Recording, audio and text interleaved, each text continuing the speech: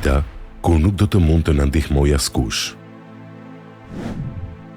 Disa vite më parë, në Finland do mbajt kampionati botëror për ata që mund të qëndrojnë më shumë në sauna të ngrohtë.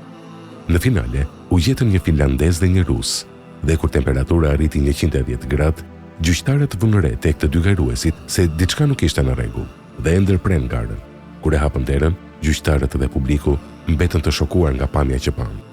Përkatësisht, të dy garuesit ishin shtrirë në dysheme dhe dridheshin duke vjedhur, kurse lëkura nga trupat e tyre filloi të qërohej dhe të binte.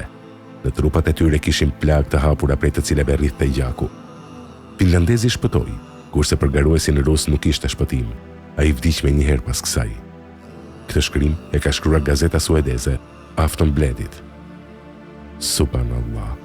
Duke lexuar këtë tekst, njeriu ndalon dhe mendon për xhehenemin dhe ashpërsinë e tij. Allahu na ruaj prej tij. Xhehenemi, i cili është më i fortë se ky zjarri ynë botëror për më shumë se 60 herë.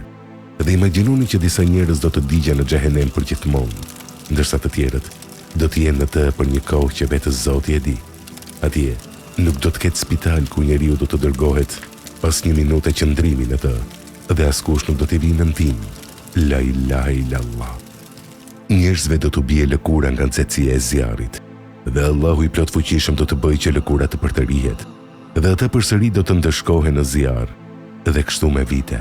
Kur Allahu i lartësuar flet për xhehenemin në Kur'an, ai thotë se njerëzit do të kenë shtretër dhe batanie nga zjarri, se zjarri do të jetë gjithmonë përreth njeriut, nga të gjithë anët, madje edhe mbi kokat e tyre.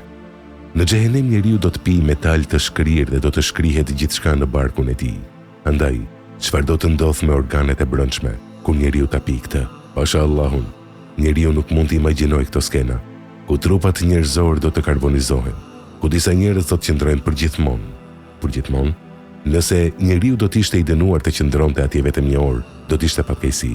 E lëre më për një kohë më të gjatë. Transmetohet se njeriu i xhehenemit do ta therrasë me lekun, rojtarin e xhehenemit, për të kërkuar shpëtim, dhe do të kalojë 1000 vite derisa meleku t'i përgjigjet, dhe në fund kërkesa e tij nuk do të pranohet. Të gjitha këto nuk po i themi për të friksuar dikë, por dëshirojmë që të gjithë ne ta kujtojmë atë që e pretet çdo njeri.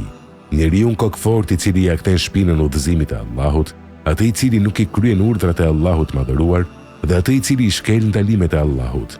Vdekja, varri, qëndrimi në ditën e gjykimit për 50.000 vjet, llogaria të cilën do të na e bëjë Allahu i madhërisëm, pastaj xhehenemi, Allahu na ruaj prej tij, ose xheneti dhe kënaqësitë e përjetshme në të. Të gjitha këto janë të vërteta. Prandaj le të përgatitemi për jetën e botës së ardhshme. Le të ruhemi nga mëkatet, sepse, pasha Zotin, askush nga ne nuk do të jetë në gjendje ta durojë zjarrin e xhehenemit dhe dënimet e shumta të ashpra në xhehenem. Allahu i madhërisëm është jashtëzakonisht i mëshirshëm ndaj njerëzve. Ai është edhe më i mëshirshëm ndaj nesh se sa prindrit tanë që janë të mëshirshëm për ne.